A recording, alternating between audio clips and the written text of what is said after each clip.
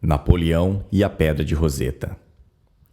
O Egito sempre exerceu um fascínio sobre a humanidade.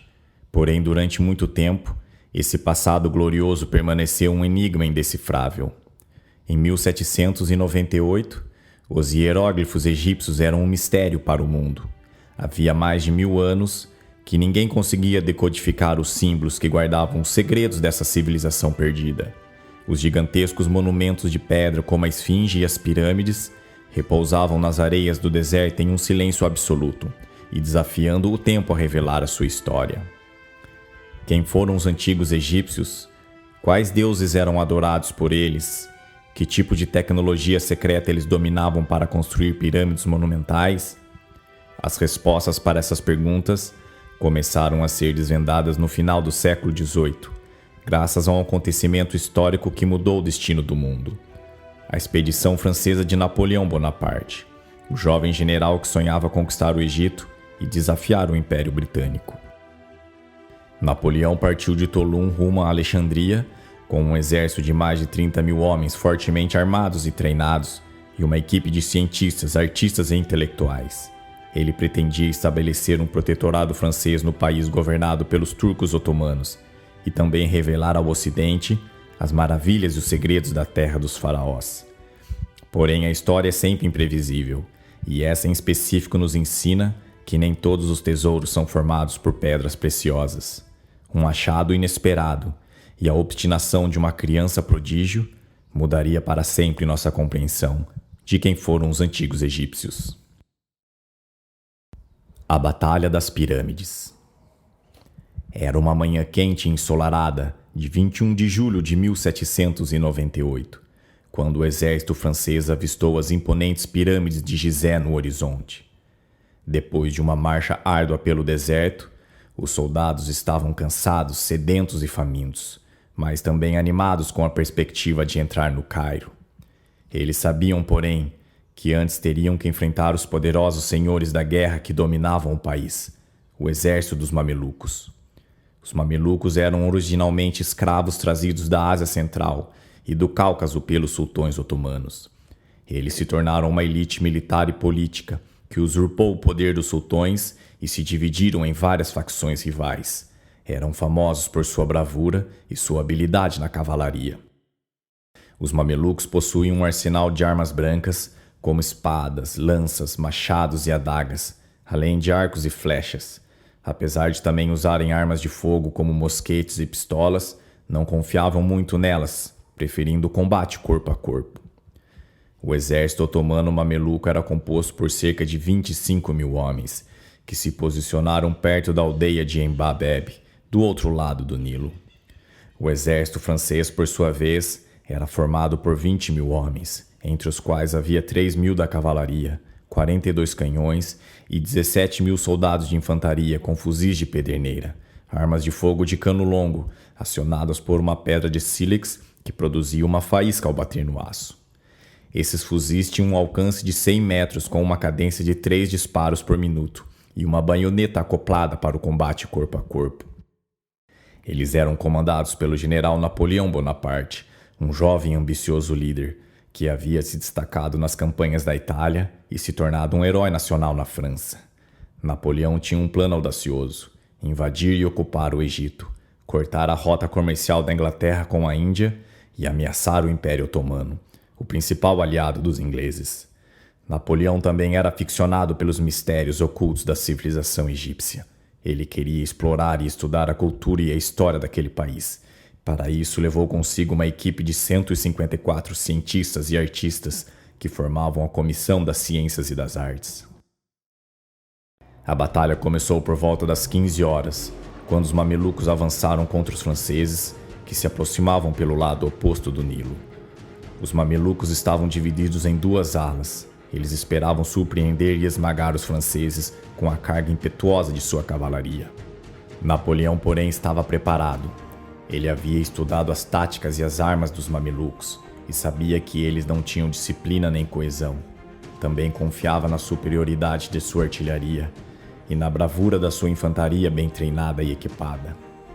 Napoleão ordenou que seus homens formassem quadrados. uma formação defensiva que consistia em 4 fileiras de soldados, com os canhões no centro e a cavalaria na retaguarda. Cada quadrado tinha cerca de 1000 homens e podia resistir aos ataques de todos os lados. Quando os mamelucos se aproximaram, os franceses abriram fogo com seus canhões, causando estragos nas fileiras inimigas.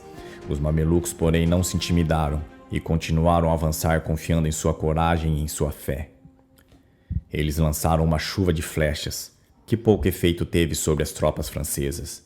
Então tentaram romper os quadrados com suas espadas e suas lanças, mas foram recebidos por uma saraivada de tiros que os derrubou aos montes. Os franceses mantiveram a calma e a ordem, repelindo todas as investidas dos mamelucos, que se lançavam em vão contra as muralhas de fogo e aço de Napoleão. A batalha durou cerca de 2 horas e terminou com uma vitória esmagadora dos franceses. Os mamelucos sofreram milhares de baixas e os que sobreviveram fugiram em desordem para o deserto. Os franceses perderam apenas 29 soldados e 260 feridos. Napoleão, que assistiu à batalha de um ponto elevado, ficou impressionado com a bravura dos mamelucos, mas também com a superioridade do seu exército. Ele então pronunciou uma frase célebre que entrou para a história: "Soldados, pensem que do alto dessas pirâmides, 40 séculos vos contemplam." A Batalha das Pirâmides abriu caminho para a ocupação do Cairo, que se rendeu no dia seguinte. Napoleão se instalou na cidade e iniciou uma série de reformas administrativas, visando modernizar o Egito e entregá-lo à França. Ele também incentivou os trabalhos da Comissão das Ciências e das Artes, que realizou um levantamento científico e artístico do país, registrando suas paisagens, seus monumentos, sua flora, sua fauna e seus costumes. A descoberta da Pedra de Roseta. A sorte de Napoleão parecia não ter fim. Em 15 de julho de 1799, um soldado francês estava trabalhando na construção de uma fortaleza, na cidade de Roseta, na costa do Mediterrâneo. Enquanto removia algumas pedras de uma antiga muralha, ele notou que uma delas tinha inscrições estranhas, em 3 tipos diferentes de escrita. Ele percebeu que se tratava de algo importante e levou a pedra para o seu superior. A pedra era um fragmento de uma estela de rocha vulcânica que media cerca de 1 metro de altura. Ela continha o mesmo texto em 3 línguas distintas: hieróglifo, demótico e grego. O texto era um decreto emitido pelo faraó Ptolomeu V no ano 196 a.C., que concedia privilégios aos sacerdotes egípcios em troca de sua lealdade. No entanto, o conteúdo do texto da Pedra de Roseta era irrelevante. Mas o fato do mesmo estar escrito em 3 idiomas distintos fazia da Pedra de Roseta um dos artefatos arqueológicos mais preciosos da história da humanidade. Os cientistas franceses logo perceberam que a pedra era a chave para decifrar a escrita hieróglifa. Desde o final da antiguidade, o significado dos hieróglifos havia se perdido e ninguém sabia como lê-los ou interpretá-los. Com a Pedra de Roseta, os estudiosos poderiam comparar as 3 versões e identificar os sons e os símbolos dos hieróglifos, abrindo as portas para o estudo da civilização egípcia. A Pedra de Roseta foi levada para o Cairo, onde ficou sob a guarda dos franceses. Eles fizeram cópias da pedra e as enviaram para vários cientistas na Europa. No entanto, a tarefa de decodificar os hieróglifos revelaria-se muito mais complexa do que o imaginado. As antigas estátuas adormecidas ao longo do Nilo insistiam em permanecer no mais absoluto silêncio. A notícia da descoberta da Pedra de Roseta se espalhou pela Europa e todos queriam pôr as mãos nela, principalmente os ingleses. A Batalha do Nilo. A frota francesa era composta por 13 navios de linha e 4 fragatas. Estavam ancoradas na Baía de Aboukir, a cerca de 19 quilômetros a leste de Alexandria. O vice-almirante francês François Bruyer acreditava que sua posição era segura, pois os navios estavam próximos da costa e protegidos por uma bateria de canhões. Ele esperava receber reforços e suprimentos da França e não sabia que a frota britânica, liderada pelo contra-almirante Nelson, estava à sua procura. Nelson havia perseguido os franceses pelo Mediterrâneo, mas perdera o seu rastro. Ele chegou ao Egito em 28 de julho e não encontrou a frota inimiga em Alexandria, Navegou então para o leste em direção à Síria, mas voltou após receber informações de um navio mercante. Ele avistou a frota francesa na tarde de 1º de agosto e imediatamente ordenou o ataque. Nelson dividiu seus 14 navios em 2 esquadrões, um sob seu comando direto, que atacaria o lado do mar da linha francesa, e outro sob comando do capitão Thomas Foley, que passaria entre os navios franceses e a costa. Nelson esperava surpreender os franceses e cortar sua linha em 2. A batalha começou às 18h30, quando o primeiro navio britânico abriu fogo. Em seguida, a frota de Foley passou pelas polpas dos navios franceses disparando contra eles. O navio de Nelson liderou o ataque pelo lado do mar e se engajou contra o terceiro navio francês. Os outros navios britânicos se juntaram à luta, e logo a linha francesa estava envolvida em um fogo cruzado devastador. A batalha durou toda a noite e foi marcada por cenas dramáticas. O navio almirante francês, o colossal L'Orion, possivelmente o navio de guerra mais poderoso do mundo na época, foi atacado e pegou fogo. Às 22 horas ele explodiu em uma enorme bola de fogo que iluminou toda a baía e matou a maioria de sua tripulação, incluindo o vice-almirante Brurier. A explosão também danificou vários navios próximos, tanto britânicos quanto franceses, e causou uma pausa temporária na batalha. A luta foi retomada logo em seguida, e os britânicos continuaram a pressionar os franceses que resistiram bravamente, mas sem esperança. Na manhã de 2 de agosto, apenas 2 navios de linha e 2 fragatas francesas conseguiram escapar, enquanto o resto foi capturado ou destruído pelos britânicos. Os franceses perderam cerca de 5.000 homens entre mortos e feridos e prisioneiros, enquanto os britânicos tiveram cerca de 900 baixas. Foi uma das vitórias navais mais esmagadoras da história e garantiu a supremacia britânica no Mediterrâneo. A Batalha do Nilo teve profundas consequências para a campanha egípcia de Napoleão, agora isolado da França, sem comunicação e com a linha de abastecimento rompida. Ele tentou minimizar o impacto da derrota, dizendo aos seus soldados que a frota francesa havia cumprido sua missão e que eles não precisavam dela para vencer a guerra. Porém, Napoleão, percebendo que sua situação era insustentável, decidiu abandonar o Egito em agosto de 1799 e retornar à França, onde realizou um golpe de Estado e se tornou o primeiro cônsul. Ele deixou o comando do exército francês no Egito para o general Jean-Baptiste Kléber, que tentou negociar uma retirada com os britânicos, mas foi assassinado por um nacionalista egípcio em junho de 1800. O exército francês continuou a lutar até março de 1801, quando finalmente se rendeu aos britânicos. A Batalha do Nilo foi, portanto, o ponto de virada que frustrou os planos de Napoleão e o forçou a voltar sua atenção para a Europa. Sua sorte no Egito havia acabado. Dentre as exigências para a rendição francesa estava a entrega da Pedra de Roseta para os ingleses.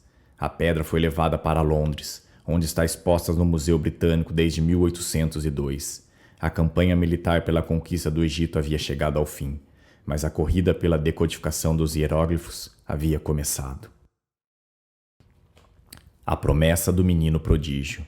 Alguns anos depois, a província francesa de Isère era governada pelo renomado médico Joseph Fourier, veterano da expedição de Napoleão, dedicada ao estudo dos monumentos astronômicos do Egito. Durante uma inspeção habitual nas escolas locais, Fourier deparou-se com um jovem extraordinário de apenas 11 anos. Esse notável garoto era dotado de um intelecto precoce e uma habilidade excepcional para línguas, tanto que já havia conquistado a admiração dos professores locais. Fourier, impressionado pelo potencial do menino, convidou-o para visitar sua residência. Nesse encontro, o garoto teve seu primeiro contato com a intrigante coleção de artefatos do Antigo Egito de Fourier, fragmentos de um mundo perdido saqueados por Napoleão. Dentre as relíquias, um escaravelho de pedra com uma escrita repleta de símbolos capturou a atenção do garoto, que, fascinado, indagou a Fourier: "O que significam essas inscrições?" Fourier, fitando-o por cima dos óculos, respondeu: "Este é um artefato egípcio, e há mais de 1000 anos ninguém consegue desvendar o significado dessa escrita." Foi nesse momento que o menino prodígio fez uma promessa que moldaria o curso da história: "Eu decifrarei os hieróglifos egípcios." A partir desse dia, o jovem viveu obstinado a cumprir sua promessa. Seu nome era Jean-François Champollion. A revelação do Antigo Egito. Paris, França, 20 anos depois. Um homem corre pelas charmosas ruas de Paris com uma expressão eufórica. Ele entra no escritório do seu irmão mais velho e anuncia triunfante: "Eu consegui!" E cai no chão logo em seguida, exausto por anos a fio de trabalho árduo. Ele é Jean-François Champollion, agora o homem de 30 anos que acaba de realizar um efeito extraordinário: decifrar os hieróglifos egípcios. O homem desmaiado no chão da sala é o único no mundo capaz de ler os misteriosos símbolos que adornam os antigos monumentos do Egito. Tomara que ele acorde, mas graças aos deuses do Nilo, ele acordou depois de 3 longos dias. Mas como Champollion conseguiu essa façanha incrível? Como ele decifrou os hieróglifos usando a pedra de Roseta como chave? Para responder essas perguntas é preciso voltar no tempo e seguir os passos desse gênio precoce. Champollion nasceu em Figeac, na França, em 1790, em meio à Revolução Francesa. Ele era o caçula de 7 filhos de um livreiro falido e de uma dona de casa. Seu pai foi preso por ser partidário dos girondinos, um grupo político moderado que se opunha aos jacobinos. Sua mãe morreu quando ele tinha 5 anos, deixando-o sob os cuidados de seu irmão mais velho, Jacques Joseph. Jacques percebeu o talento de seu irmão menor e o estimulou a estudar línguas antigas. Champollion aprendeu latim, grego, hebraico e árabe com facilidade ainda criança, e quando teve contato com os enigmáticos hieróglifos egípcios, ficou fascinado, passando a viver em função de sua decodificação, obsessivamente. Ele enfrentou muitas dificuldades, pois a pedra estava danificada e incompleta, e havia muitas hipóteses e teorias contraditórias sobre a natureza da escrita egípcia. Alguns acreditavam que os hieróglifos eram apenas símbolos que representavam ideias, e não palavras ou sons. Outros pensavam que os hieróglifos eram uma escrita sagrada, que só podia ser compreendida pelos sacerdotes iniciados. Champollion não se deixou abalar pelas dúvidas e pelas críticas. Baseou-se no trabalho do inglês Thomas Young, que já havia identificado alguns nomes de reis egípcios nos hieróglifos. Champollion percebeu que os hieróglifos eram uma escrita mista, que combinava sinais fonéticos, que representavam sons, e sinais ideográficos, que representavam conceitos. Ele também descobriu que os hieróglifos podiam ser lidos em diferentes direções, dependendo da orientação dos animais e dos objetos desenhados. Em 1822, Champollion publicou sua obra-prima, no qual expôs seu método, mostrando como conseguiu ler os nomes de vários reis e deuses egípcios, como Ptolomeu, Cleópatra, Ra e Ísis, além de traduzir algumas frases e expressões da pedra, como vivo para sempre e rei do Alto e Baixo Egito. Ele provou assim que os hieróglifos eram uma escrita fonética e não apenas simbólica, pois eles registravam a língua do Antigo Egito. Logo, eles poderiam contar a história daquela fascinante civilização perdida. E assim nasceu a egiptologia, a ciência dedicada ao estudo do Antigo Egito. A descoberta de Champollion provocou um grande impacto no mundo científico e cultural. Ele pretendia escrever uma grande obra sobre a língua e a civilização egípcia, que seria o resultado de seus anos de estudo.